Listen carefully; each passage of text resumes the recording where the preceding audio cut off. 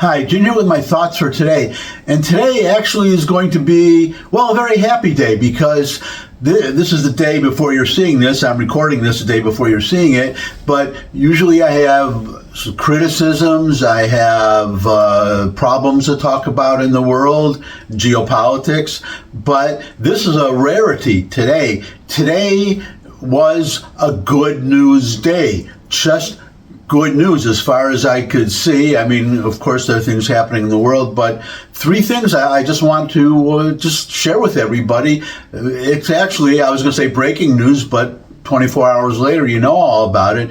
But I guess the question I have right now, was trying to decide, should I save the best of these three good news items for last or do it first? And I decided to do it first.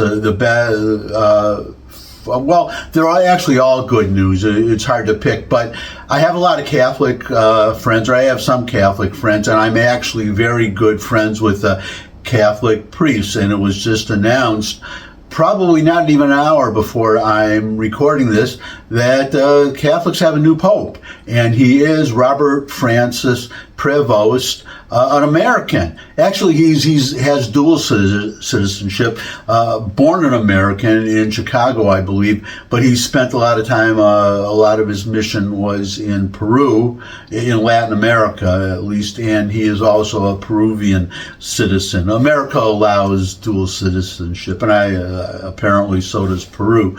But anyways, I said it was Robert Francis Prevost because, as new popes do, he's taken a new name, and the name he took is Leo the 14th. Now, so I will welcome, I always say at the end also, but any Catholics watching this, I would be happy to hear, especially, well, all Catholics, but especially American Catholics, that we now have the first American Pope. But also, I don't know, all I know about Leo the 13th, from who, see, to me, I think there's a significance.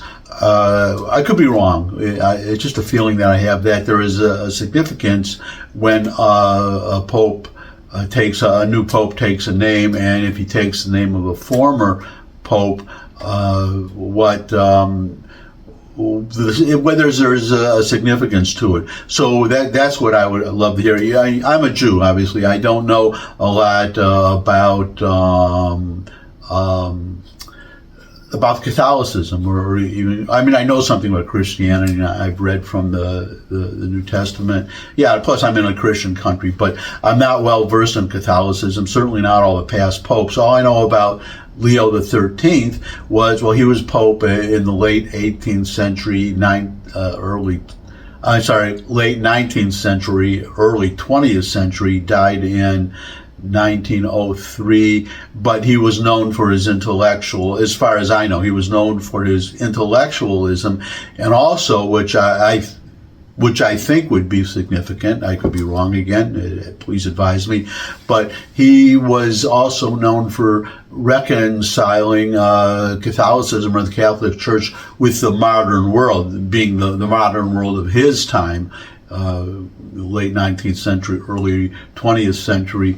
And, well, now, that was, there were criticisms of Francis, the last pope, rest in peace, that he was getting too involved in American politics. But now you have an American pope named, and I don't know his philosophy, how obviously St. Francis was, Pope Francis was very liberal. I mean, that's no secret. A socialist, de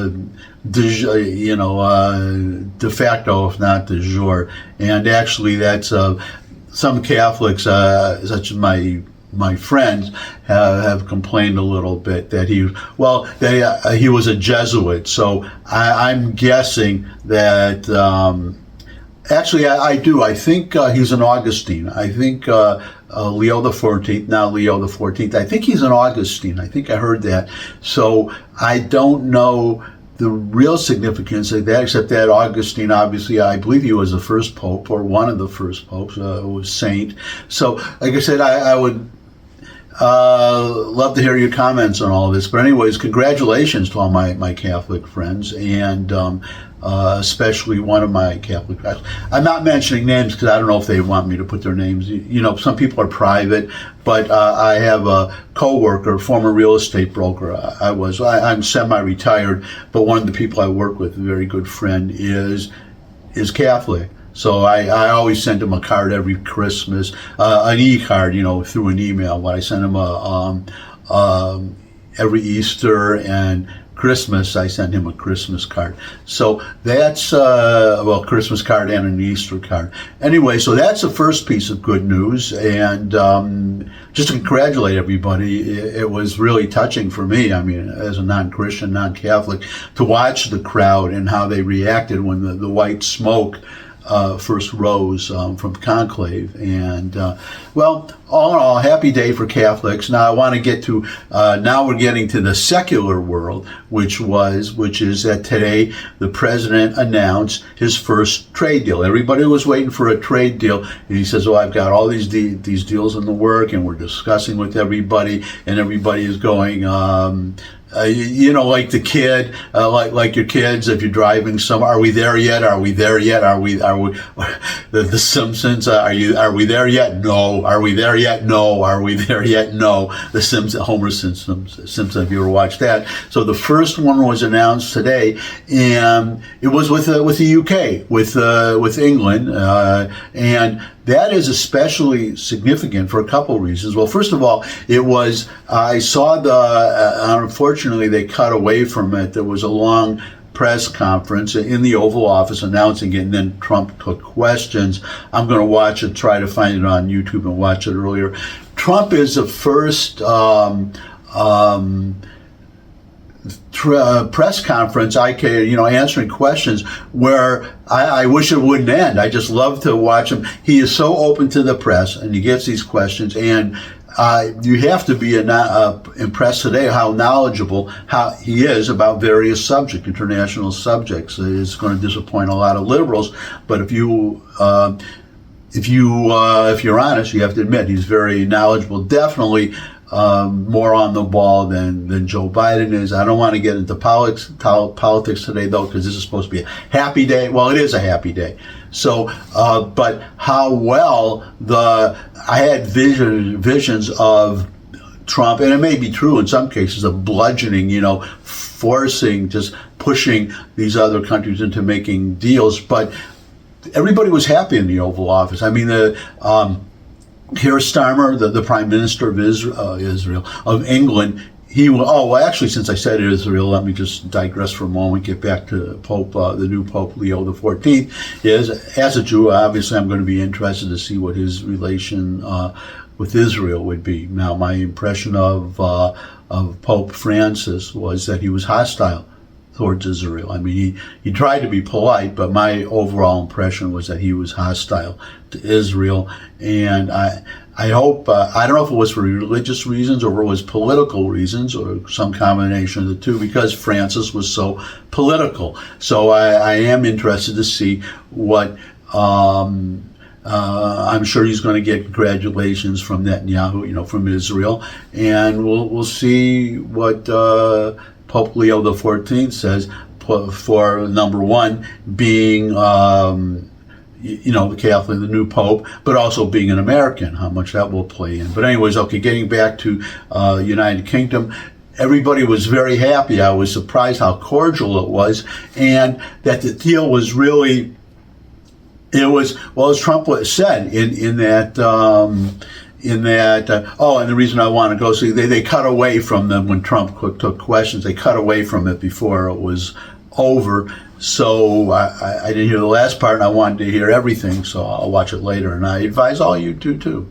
Doesn't hurt to know what your president is talking, doing and talking. He takes a lot of questions, so he's very transparent. Most transparent president in my lifetime that I can. Well, probably in the history of the country, because before the advent of TV and radio, there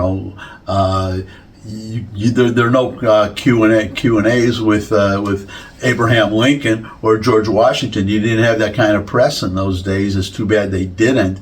And So they weren't and the modes of communication. So you didn't hear much from the presidents of the pre-electronic age, we'll say. So but getting back to how well UK and you have to remember that they're absolute political opposites. I mean, you could not find a prime minister more far to the left than Keir Starmer, UK, and in America, a president more to the right than Donald Trump. And it was interesting to see how well they were getting along. And it looks like it's a deal that the deal is going to be good for everybody, or at least that's how they feel. Now, we're going to have our markets open for American agricultural products and certain other products. I don't want to go through a whole long list, but also they're going to buy, I think, $20 billion worth of Boeing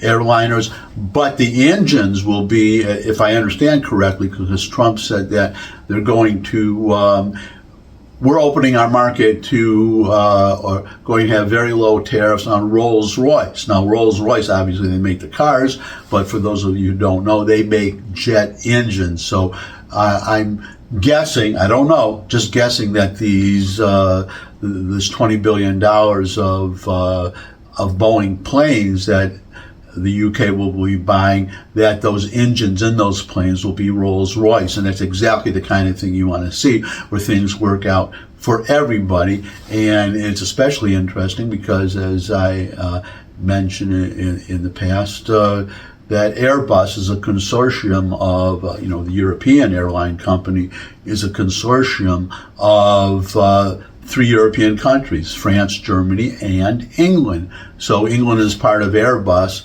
but they are going to be buying American planes. They already may, but I don't know.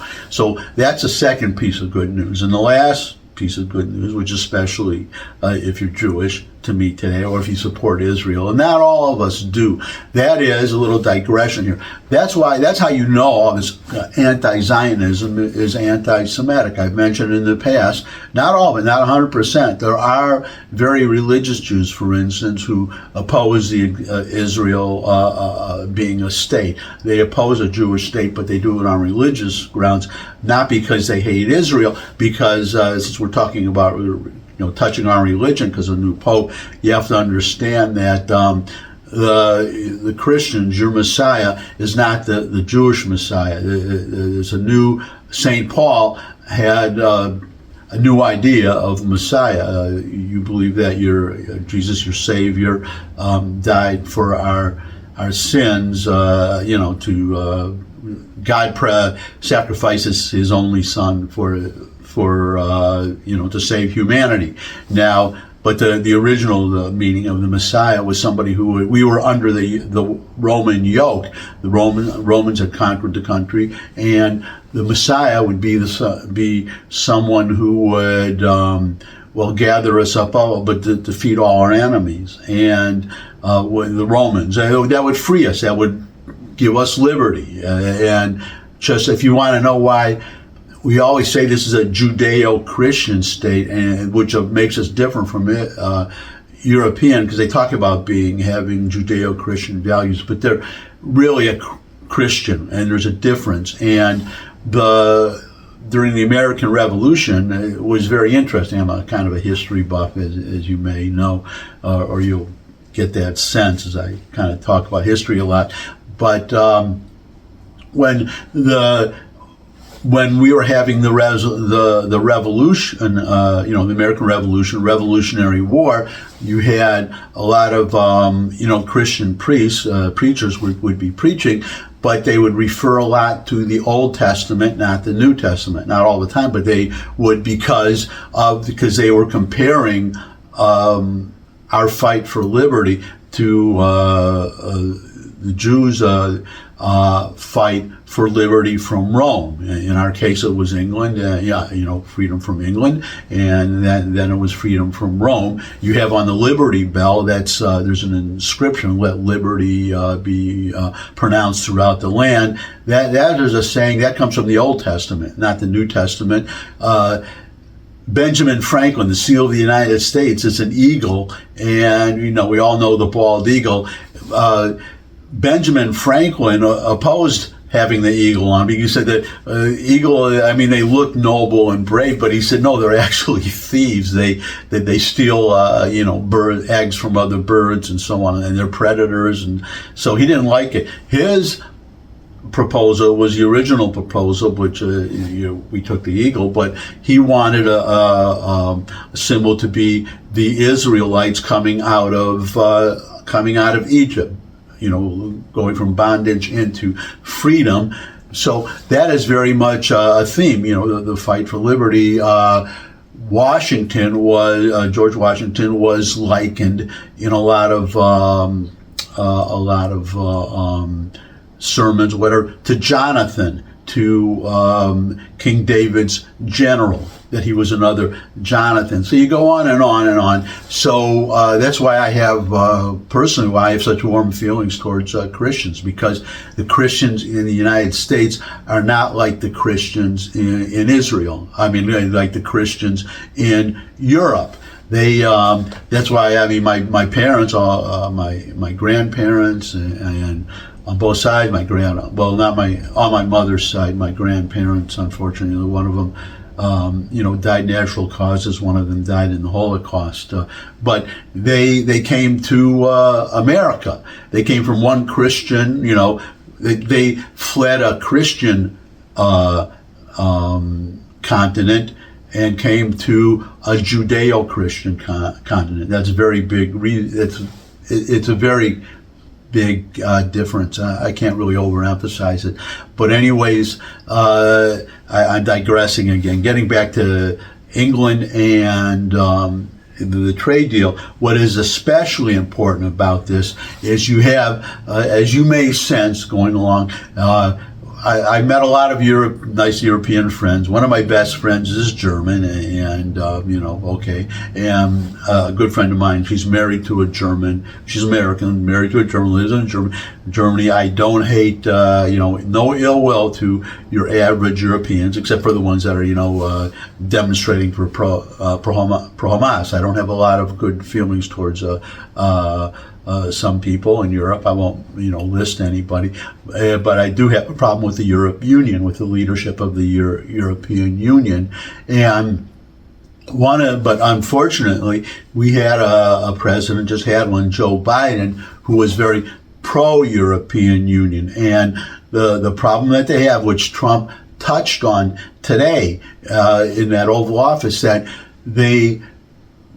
when Britain left, when His Majesty, at that time Her Majesty Elizabeth, when they left the European Union and became, reclaimed their independence, a lot of, the pro-European people were very bitter, and the European Union, those that stayed behind, which is all of them except for Britain, they were not too pleased. They were a little bit angry. And then you have, in this country, you have people that were, including the President of the United States and certainly his administration, who were pro-EU. And what the way this relates to trade between the United States and England is that one of the arguments that they were making, that Nigel Farage, who was pretty much leading the movement, and by the way, I mentioned just a few days ago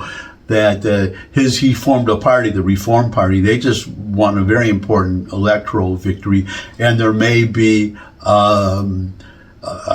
maybe, who knows, I can't predict, but there may be someday a majority, a Reform Party majority, and a Prime Minister Farage, and I cannot wait. That cannot happen too soon for me. A very big fan of Farage. He's often on American TV, and a good friend of Donald Trump's too. So that would be really great to replace this very leftist Starmer with very right, more to the right, and friendly to the United States and friendly to Donald Trump personally. I think it would be wonderful. If Farage is to be prime minister, I hope he becomes prime minister while Trump is still in office. That would be magnificent. But anyways, the point I was about to make, and now hopefully I'll do it without digressing again. But one of the arguments for England to leave the European Union was that they would be free to make their own trade deals with other countries, not have to be bound by deals that the European Union would make. And one of those, the big incentive, was to make a trade deal with the United States. And you probably would have had that happen a lot sooner if Trump if there were not a 4-year interregnum before for his second term. So that got delayed because Biden was very pro-European Union. And, as far as he could be pro or con anything, because his brain was going, but definitely his administration, whoever was running the government. So that got put on the back burner. And some people argue, and people who we're supposed to have this great trade deal with the United States. Well, where is it? Well, it's here today. The day before you're seeing this, you have the deal now. Everybody, even a very left-wing prime minister, is very happy. I mean, I cannot overemphasize. Try to watch that, at least that part, that announcement, that good feelings all around. I was frankly surprised. At how cordial and joyful, that's not an exaggeration, joyful that the whole affair was. So that is the second piece of good news. Now the last piece of good news is, because we were talking about Israel and pro-Hamas demonstrations and all that. So I have to make a point now, because I digress, and I have to digress from my again, because I didn't make the point I wanted to make. I just realized I said that some very religious Jews are anti-Israel because, for religious reasons, because they wanted, the idea is that there cannot be a Jewish state until the Messiah comes. That was the idea. And so for Christians, your Messiah has been here, and you're anticipating a second coming. We are waiting for first coming. It's just a difference in religion, and so I hope there's no. And I respect the Christian's belief and faith, and I hope you respect mine.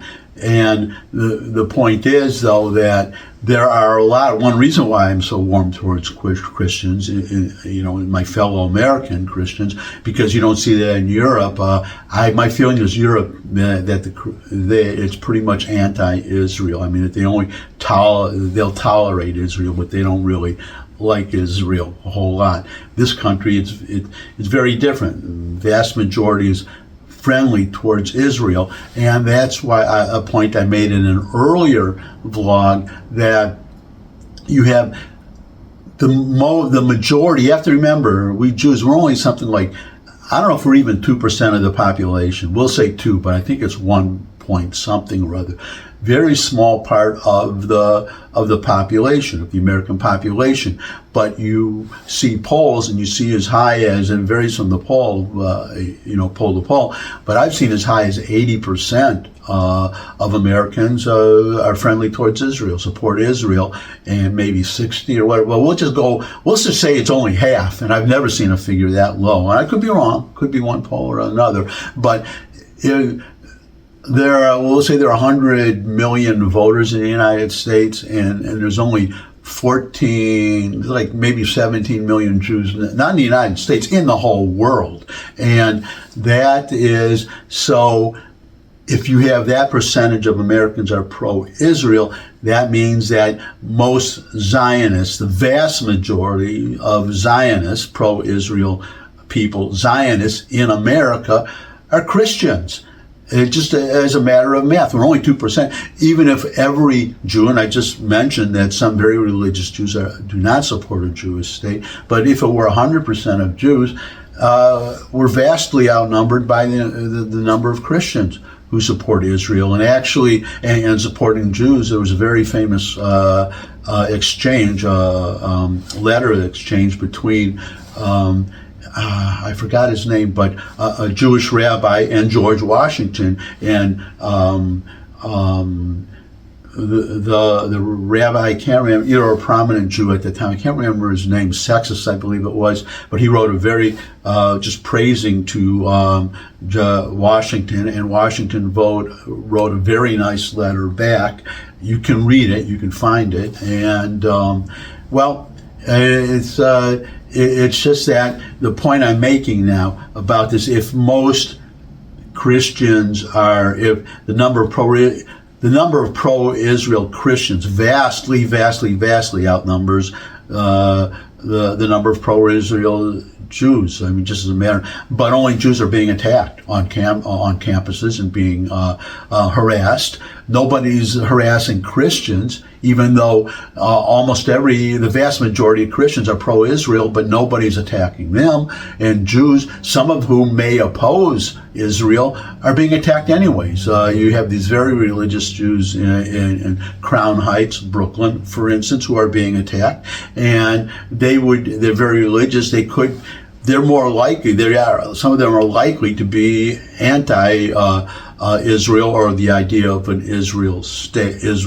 Jewish state, but they're the ones being attacked. So explain that. And the only way is, thing I can figure out is, if you look at a Christian, you can tell, looking at a Christian, whether he's pro-Israel or anti-Israel, but he most likely is pro-Israel. But you look at any Jew, and the same thing, you can't really tell which one is, if a particular Jew is pro-Israel or anti-Israel, or pro-Zionist or anti-Zionist. That's what I should say. Pro-Zionist or anti-Zionist. You can't tell, but they say, well, he's a Jew, so let's attack him because most likely he is. So that's what I mean, it's anti-Semitic. You're attacking Jews, or you're not attacking Christians, and even though most American Christians are pro-Israel. So there you go, and that brings us to the third piece of good news, because you had a pro-Hamas. Now, you've had these demonstrations on campuses where the leadership weren't doing anything, and you had even three presidents of Harvard and Yale, and one other, was it Princeton? I don't remember, but they testified before Congress, and they made excuses for, well, it's free speech or whatever. To me, harassment is not free speech. Invading buildings and injuring the janitor, to me, I mean, that is not free speech. That's assault.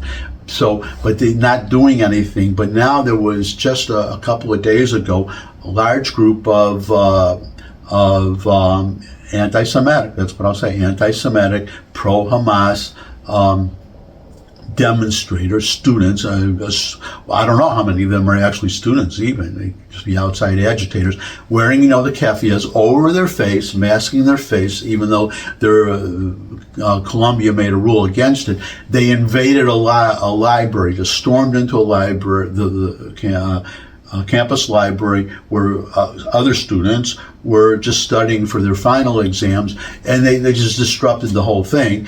And ordinarily, they would disrupt, and then they would, they would leave, and that would be the end of it. But this time, Columbia called the police, and the police came and arrested 80 of them. So that's third piece of good news A. Now we get the third piece of good news B. So these people were arrested, and I would assume identified, the keffiyehs taken off, photographed, identified, and Secretary of State Marco Rubio, was just announced today, day before you're seeing this. He is reviewing the visa status of all the 80, everyone who he can find who participated in that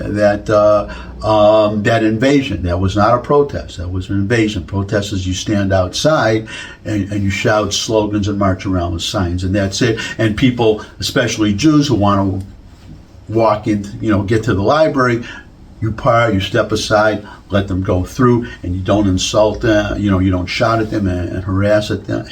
Definitely don't put your hands on them. So he's reviewing their visa, see which are foreign students, and if they are foreign students, I predict he's going to have them deported.